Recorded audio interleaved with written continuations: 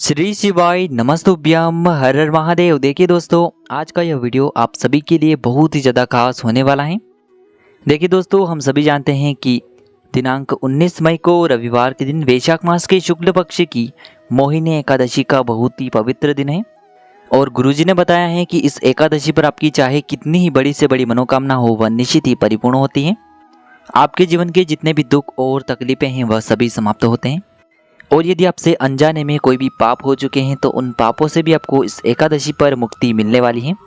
देखिए, इस दिन आपको मोहिनी स्वधा वाला बहुत ही चमत्कारिक उपाय करना है, जो कि पूज्य गुरुदेव की ही कथा को सुन करके और समझ करके ही आपको समझाने का पूरा प्रयास करेंगे। लेकिन उससे पहले वीडियो को लाइक करें, चैनल को सब्सक्राइब करें और कमेंट में श्री शिवाय नमस्तुभ्यम या फिर ओम नमः शिवाय जरूर लिखें। देखिए, आज के इस पूरे ही वीडियो में हम आपको 3 चमत्कारिक उपाय बताने वाले हैं, जो कि आपको इस वैशाख मास की एकादशी पर ही करने हैं। तो चलिए दोस्तों, जान लेते हैं पहले विशेष उपाय के बारे में। यह जो उपाय है विशेषकर मोहिनी स्वधा वाला उपाय है। देखिए, यह जो उपाय है विशेषकर मोहिनी स्वधा वाला उपाय है, जो कि आपको इस मोहिनी एकादशी पर ही करना है। देखिए, यदि आपके जीवन में जो दुख हैं वह समाप्त होने का नाम ही नहीं ले रहे हैं, एक के बाद एक दुख आपके जीवन में लगातार आते ही रहते हैं, जीवन में हमेशा किसी न किसी प्रकार की समस्या बनी रहती है, चाहे जीवन में किसी भी प्रकार की समस्या हो, चाहे जीवन में किसी भी प्रकार की मनोकामना हो जो अभी तक परिपूर्ण नहीं हो पाई है, तो आपको इस विशेष मोहिनी एकादशी पर यह चमत्कारिक उपाय अवश्य करना है। देखिए दोस्तों, इस उपाय को करने के लिए सबसे पहले तो आपको एक टूटा शुद्ध जल लेना होगा तांबे के पात्र के अंदर अपने घर से। अब इसी के साथ में आपको एक गोल बाती का मिट्टी का दीपक तैयार करना होगा, जिसमें आपको शुद्ध घी का प्रयोग करना होगा। अब देखिए दोस्तों, मात्र इस एक लोटे जल को साथ ही साथ गोल बाती वाले दीपक को सीधे लेकर के आपको पहुंच जाना है इस एकादशी पर भगवान शिव के मंदिर में। देखिए दोस्तों, सबसे पहले तो आपके पास जो जल का पात्र है इसे आपको धीरे धीरे भगवान शिव के शिवलिंग पर ही अर्पित कर देना होगा। श्री शिवाय नमस्तुभ्यम इस मंत्र का लगातार जाप करते हुए। ध्यान रखें, जब भी आप ये जल अर्पित करते हैं तब आपको लगातार हरि हर महादेव का मन में स्मरण करते रहना है। देखिए दोस्तों, जैसे जल शिवलिंग से होकर के जलाधारी की ओर बह करके आएगा, तो इस जल का कुछ भाग आपको अपने सीधे हाथ में जल करके अपने शरीर पर इसका छिड़काव कर लेना है। अब देखिए दोस्तों, आपको एक कार्य करना है। शिवलिंग के सामने जो नंदी महाराज होते हैं उनके पास में आपको बैठना है और वहां से आपको 3 बार स्वधा स्वधा स्वधा इस नाम का जाप करना है। देखिए, गुरुजी ने बताया है कि आपके जीवन में जो भी दुख चल रहे हैं, जो भी संकट चल रहे हैं, उनका एक कारण आपके पितृ हैं, यानी कि आपके जो पूर्वज हैं वह हैं।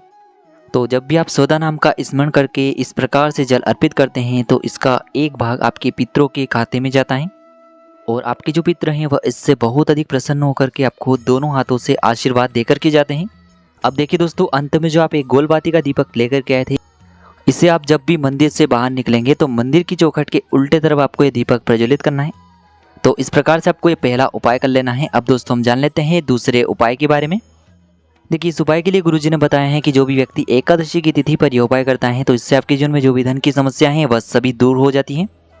साथ ही साथ आपके ऊपर ऐसे शत्रु की नज़र हैं जो आपके कार्यों में रुकावट डाल रही हैं, तो ऐसे शत्रुओं का भी यह उपाय क्षय करता है। यदि आप कोई भी कार्य करते हैं बार बार असफल हो जाते हैं तो फिर आपको यह एक चुटकी हल्दी का उपाय अपने घर पर जरूर करना है।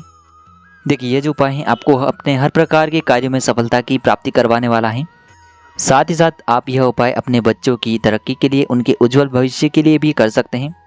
देखिए, इस उपाय के लिए आपको एक चुटकी हल्दी लेनी होगी। हल्दी आप पीसी हुई भी ले सकते हैं। यदि आपके पास गांठ वाली हल्दी है तो इसे आपको पीस करके पाउडर के रूप में तैयार कर लेना है। अब इसी के साथ में आपको एक गोल बाती का दीपक तैयार करना होगा, जिसमें आपको शुद्ध घी का प्रयोग करना होगा। अब देखिए, आपको ये जो उपाय है इस मोहिनी एकादशी पर शाम के समय यानी कि प्रदोष काल के समय में ही करना होगा। देखिए, एकादशी की तिथि पर न तो हम तुलसी जी में जल अर्पित करते हैं, न ही हम उन्हें स्पर्श करते हैं, इसीलिए हम तुलसी जी के समक्ष केवल एक दीपक ही प्रज्वलित करेंगे। और यह जो दीपक है विशेषकर हम भगवान विष्णु के निमित्त प्रज्वलित करेंगे, इसीलिए हमने इसमें गोल बाती का प्रयोग किया है।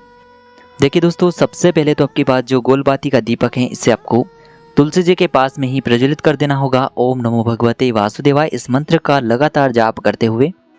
और आपको प्रार्थना कर लेनी है कि हमारे जीवन में जो भी गुप्त शत्रु हैं उनका नाश हो, इसीलिए हमने आपके निमित्त यह दीपक प्रज्वलित किया है।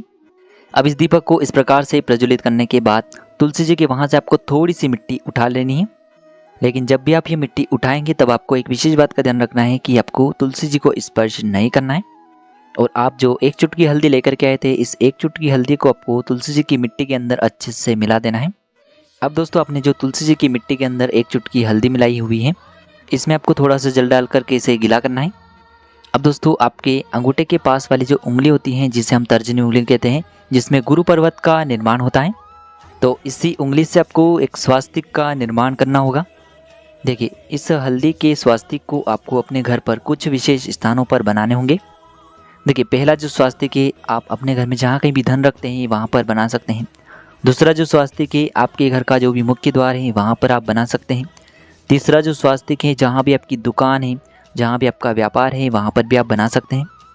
ध्यान रखें दोस्तों, जब भी हम एकादशी की तिथि पर तुलसी जी की मिट्टी से स्वास्तिक का निर्माण करते हैं तो इससे हमारे जीवन में हमेशा धन की वृद्धि होती है और हमारे जीवन में जो भी सफलता के मार्ग में अड़चनें आ रही हैं वह सभी भी दूर होती हैं। ध्यान रखें दोस्तों, जब भी आप स्वास्तिक का निर्माण इस प्रकार से करेंगे तब आपको लगातार ओम नमो भगवते वासुदेवाय इस मंत्र का जाप करते रहना है। ध्यान रखें दोस्तों, यदि आपके पास अंत में तुलसी जी की मिट्टी और हल्दी का लेपन बच जाता है तो इसे आपको जल के पात्र के अंदर डाल करके इस जल का छिड़काव अपने पूरे घर में कर देना है। तो इस प्रकार से आपको ये दूसरा उपाय करना है इस मोहिनी एकादशी पर। अब दोस्तों हम जान लेते हैं तीसरे उपाय के बारे में।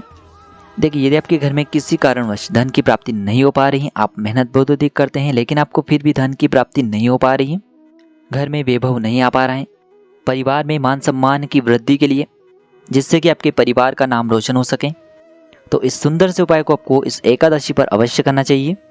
तो देखिए दोस्तों, इस उपाय को करने के लिए सबसे पहले तो आपको मात्र एक कटोरी के अंदर चावल लेने होंगे।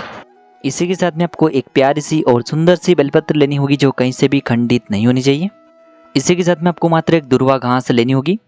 देखिए दोस्तों, गुरुजी ने बताया है कि इस उपाय के लिए आपको जो दुर्वा घास है वह विषम संख्या में ही लेनी है, यानी कि आप 1, 3, 5, 7 जितनी भी आपके पास उपलब्ध हैं उतनी ले सकते हैं, लेकिन आपको कम से कम एक दुर्वा घास तो लेनी ही है। अब इसी के साथ में आपको एक सफ़ेद पुष्प भी लेना होगा। सफ़ेद पुष्प आपको केतकी का नहीं लेना है और आप किसी भी प्रकार के सफ़ेद पुष्प को ले सकते हैं। तो देखिए दोस्तों, सबसे पहले तो आपने जो चावल की कटोरी ली थी, इसमें सबसे पहले तो आपके पास जो बेलपत्र है उसे रखना है, इसके ऊपर आपके पास दुर्वा घास है उसे रखना है और इसी के ऊपर आपको एक सफ़ेद पुष्प रखना है। अब देखिए दोस्तों, इस कटोरी को आपको वहाँ से उठाना है और जहाँ कहीं भी आप अपने घर में पानी पीने का स्थान है, जहाँ कहीं भी आपके घर में मटके रखे हुए हैं, वहाँ पर आपको इस कटोरी को रख देना है। पूज्य गुरुजी ने बताया है कि यदि आपके घर में आरओ लगा हुआ है तो वहाँ पर भी आप इस कटोरी को रख सकते हैं और इसी कटोरी के पास में आपको एक मिट्टी का गोलबाती का दीपक भी प्रज्वलित कर देना है, जिसमें आपको शुद्ध घी का प्रयोग करना होगा। अब देखिए, ये जो कटोरी है इसे आपको लगभग 3 घंटे तक वहीं पर रखे रहने देनी है। 3 घंटे के बाद इस कटोरी को आपको वहाँ से उठाना है और इसी के साथ में आपको एक तांबे के पात्र के अंदर शुद्ध जल लेकर के सीधे पहुँच जाना है भगवान शिव के मंदिर में। देखिए, सबसे पहले तो आपके पास जो 1 लोटा शुद्ध जल है इसे आपको धीरे धीरे भगवान शिव के शिवलिंग पर ही अर्पित कर देना होगा। श्री शिवाय नमस्तुभ्यम इस मंत्र का लगातार जाप करते हुए। अब देखिए दोस्तों, आपके पास जो चावल की कटोरी के अंदर एक बेलपत्र, दुर्वा घास, साथ ही साथ एक सफ़ेद पुष्प था, इन सभी को आपको एक साथ निकालना है और इन्हें आपको भगवान शिव के शिवलिंग पर अर्पित कर देना है। देखिए, सबसे पहले तो आपके पास जो बेलपत्र है इसे आपको शिवलिंग पर अर्पित करनी है। बेलपत्र की जो डंडी है वह जलाधारी क्यों रखनी है, चिकनी साइड शिवलिंग से स्पर्श होगी, इस प्रकार से आपको बेलपत्री अर्पित करनी है। इसके बाद आप जो दुर्वा घास लेकर के आए थे, एक सफ़ेद पुष्प लेकर के आए थे, इन्हें आपको शिवलिंग पर अर्पित कर देना है। अब दोस्तों, आपको ये जो चावल की कटोरी है इसे अपने घर लेकर के आ जानी है और आपके घर पर यदि छत पर पक्षी आते हैं तो उनके लिए आपको ये चावल के दाने डाल देने हैं, या फिर आपके घर के आसपास जहाँ कहीं भी पक्षी आते हैं तो वहाँ पर आपको ये चावल के दाने डाल देने हैं। यकीन मानिए, जो भी व्यक्ति इस वैशाख मास की एकादशी पर यह उपाय करता है तो उसके घर में धन का आना प्रारंभ हो जाता है। तो देखिए दोस्तों, इस प्रकार से आज की इस वीडियो में हमने आपको एकादशी पर किए जाने वाले 3 महा उपाय बताए हैं। जो भी आपके लिए उचित हैं उसे आप कर सकते हैं। श्री शिवाय नमस्तुभ्यम। हर हर महादेव।